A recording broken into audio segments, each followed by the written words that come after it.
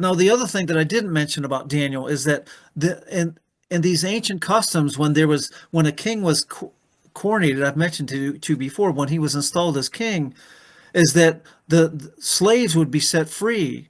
The idea in the ancient mind was that when you reinstated the king, you were actually bringing things back to the way they were at creation, bringing it back to the realm of rightness. So the idea, that's why all debts were canceled and slaves were set free, because it was the idea of going back to Genesis when everything was right. And of course, since you have a new king, you have new laws. And if I'm in jail because I broke the old king and the old laws, well, the old king's gone and there is no old law. So now how could I be in jail? I didn't do anything, because all that exists is the new king and his new law. So therefore, this is why in Daniel was looking for, in Daniel chapter 9, Daniel was expecting the release of the captives of Judah in the first year of Darius, because the first year of the king is when he becomes king. That's his ascension year. That's when the Jubilee takes place and all the slaves should have been set free. But Israel, Daniel and the Jews are not set free in the first year of Darius. That's 539 BC. Right? No. So in Daniel chapter 10, when after Darius dies, after 2 years of reigning, then Cyrus becomes king. Now Daniel chapter 10, Daniel's wrestling again because he expects Israel, the Jews, to be set free, the Jubilee, the proclamation of freedom, because there's a new king.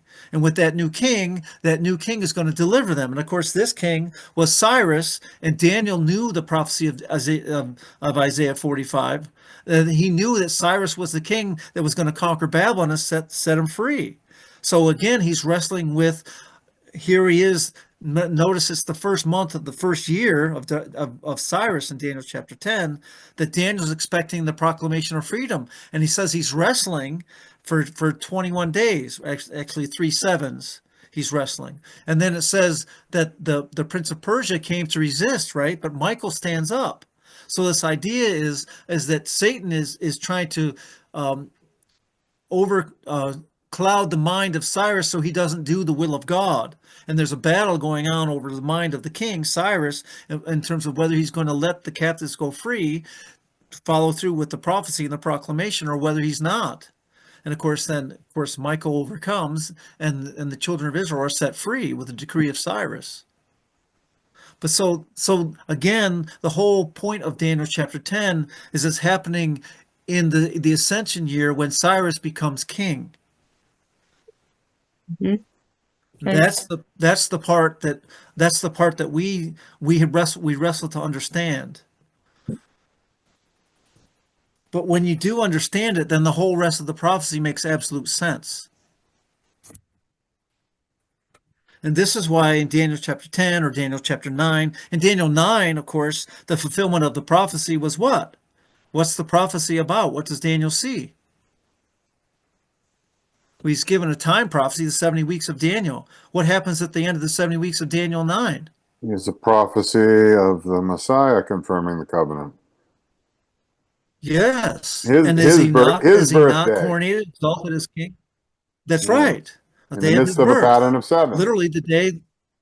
That's right, that he's exalted to the kingship. Yes. Of course, they didn't expect that as a crucifixion, but the fact is he was crucified because he was the king. Yes. Right? So everywhere you look throughout the book of Daniel, this basic principle about judgment taking place in the context of the coronation or the exaltation, the inauguration or renewal of the covenant with the king is the basic concept throughout the book of Daniel. And when you begin to get that, then of course you start seeing the pattern in Revelation, the book of Revelation as well. I found something. I could read it to you guys if you're interested. Yeah, when I was a young guy at Andrews, I took this Daniel Revelation class from Dr. Waterhouse, and he was into this ancient imagery and symbolism stuff, and I loved what he was talking about, but I didn't understand half of what he was saying. But this is his syllabus that I found, and he says this about this. He says he's talking about Daniel chapter 10 actually, but he's describing ancient symbolism. And it says the motive that the first regional year of the king brings release from bondage. That's the title. He says, he just writes, archaic societies were concerned about returning to the normative, legitimate conditions which prevailed in the beginning, when society had first been created or established. So the festivals for the birthday of the king, for example, in Egypt, there was a Sed festival, and the king actually went through this dance that symbolized the idea of God creating the world. A lot of the festivals that they had were actually reenactments of creation. So they were actually celebrating the recreation of this earth. So the coronation of the king, or the exaltation of someone to the throne, was connected to the idea of the recreation of this earth. Does that sound familiar to you and me? Because when does the recreation of this earth take place for us? After the 1,000 years, Third coronation. the third coronation. When Christ becomes the king, he's going to actually recreate this earth, a new heaven and a new earth, and there'll only be righteousness. See, this is what they were actually celebrating for the birthday of their king. So it says, the inauguration of a new king's reign was thought of as a recreation, when the cycle of time would begin again. The same idea that spring renews the cycle of time every year. The start of a new reign could only be propitious if the social and economic conditions which had strayed from the original normative social structure were abolished and done away.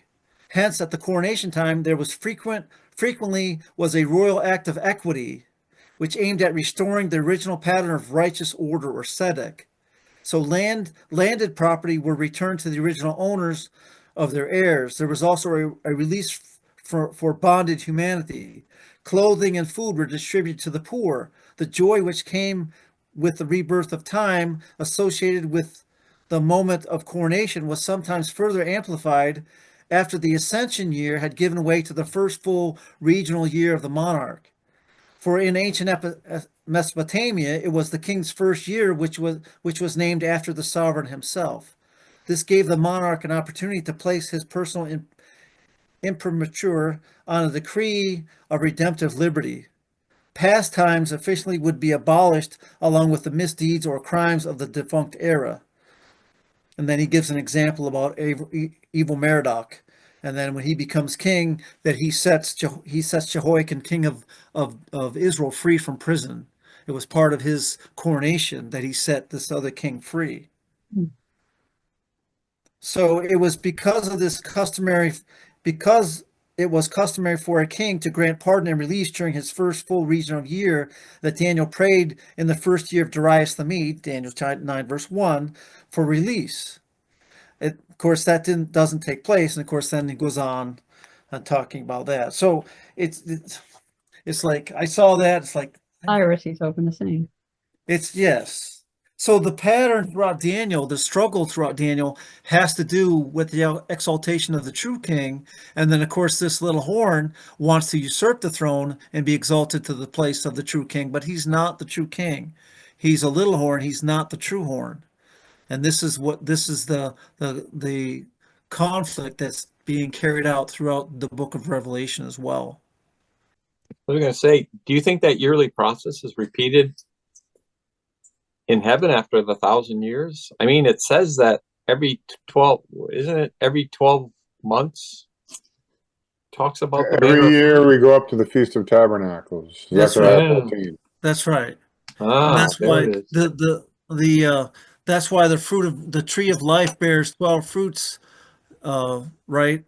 And then of Yeah. course, if it does that every month. So then the Right. 12 months, 12 12 months. times the 12 is the 144, which symbolizes the completion of the year, and then recreation starts again, right? Wow. Yeah, so this process, the numbering process connected to the king is just, again, amazing. Remember, it makes me think of Daniel chapter 5 when Belteshazzar has a feast and he invites 1,000 of his nobles. Well, the reason it gives a number there is because the number is connected to the worshiping of the king, and this idea of judgment, measuring takes place. So there's a numbering. And this is what you see in the book of Revelation too, what the walls of the city are numbered, 144 cubits, and the gates are numbered. Everything's numbered because there's exactness, it's creation, everything is in its right place, there's order, and everything is numbered. Even the hairs of your head are numbered, right? Yeah, amen.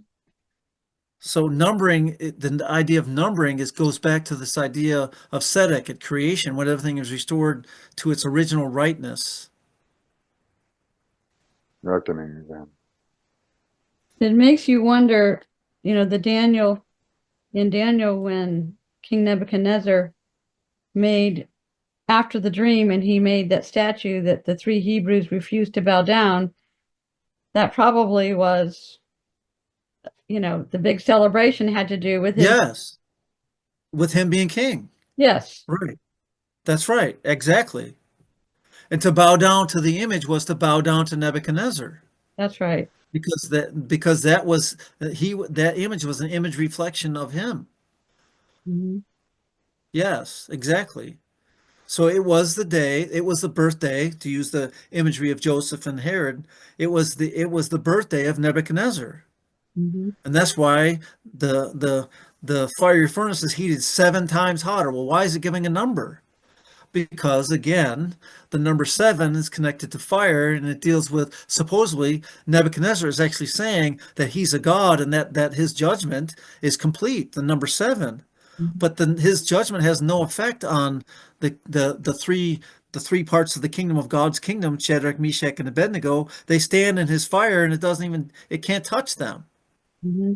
And so the meaning for the ancients is profound and way beyond our understanding. The people standing around seeing that understood exactly what was going on. Mm-hmm. God was telling them that he's the true king of the universe, that he's the true God, and that only he can restore to rightness. And that's why they all fall down and worship, right? So yeah, I'm sorry, I'm just yahooing a little bit. The little bit of insight that we get just opens up the stories of the Bible to make so much more sense to us.